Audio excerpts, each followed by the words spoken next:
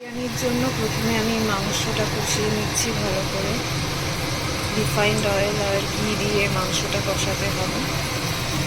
আর এইদিকে বিরিয়ানির আলুটা আমি ভেজে নিচ্ছি, সেটাইও রিফাইন্ড অয়েল আর ঘি দিয়ে। আর মশলা কিছু করে রেখেছি, দেখাচ্ছি। আর এখানে আমি কেশর দিয়ে রেখেছি দুধের মধ্যে। এটা কিছুক্ষণ বাদে কালারই চেঞ্জ হয়ে যাবে। এই কেশরটা আমি কাশ্মীর থেকে এনেছি। দেখুন মাংস করছে।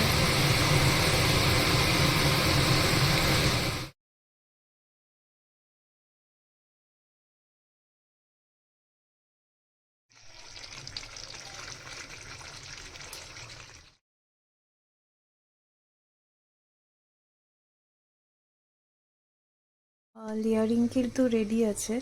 আমি জাস্ট দেখুন একটা তাওয়ার মধ্যে করে তারপরে উপরে এই পাত্রটা বসিয়েছি এই লেয়ারিংটা কমপ্লিট করে। এবার এটাকে আমি ঢেকে দিচ্ছি। এরপরে আমি আটার গোলা দিয়ে আমি চারিদিকটা বেঁধে দেবো এই সাইডগুলো। দেখুন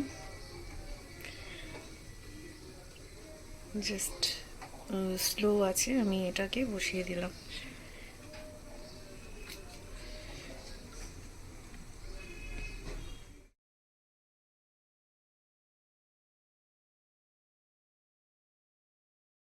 এখন বানানো হচ্ছে লেয়ারিং।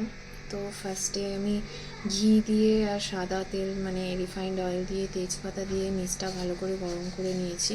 তেলটা ভালো করে মাখিয়ে নিয়েছি সাইডে। আর ফার্স্টে লেয়ারিংয়ের জন্য দিচ্ছি রাইস। আমি চিকেন যে বানিয়ে রেখেছি সেটা আমি দিচ্ছি, একটু ঝোল দিচ্ছি, ঘি দিচ্ছি, গোলাপ জল কেওড়া জল দিচ্ছি, বিরিয়ানি মশলা দিচ্ছি, মিঠা আতর দিচ্ছি, আর দিচ্ছি কেশর, দুধে গোলা কেশর, নুন দিচ্ছি তার মাঝখানে। এই যে আমার ইনগ্রিডিয়েন্টসগুলো, নুন, এই ঘি, এই আমার বিরিয়ানি মশলা, এই আমার দুধে গোলা কেশর, গোলাপ জল কেওড়া জল, এই আমার রাইস, এটা দিয়ে আমি লেয়ারিং করছি। আর এই আমার মিঠা আতরটা। এখন চলুন লেয়ারিংটা তাহলে স্টার্ট করা যাক।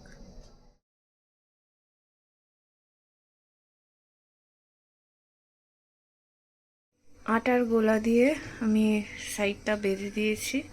এই দেখুন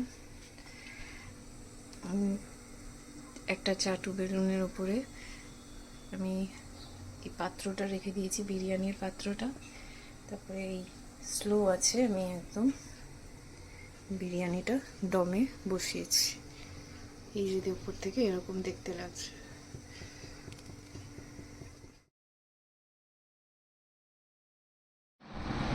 রেডি আমাদের বিরিয়ানি চিকেন।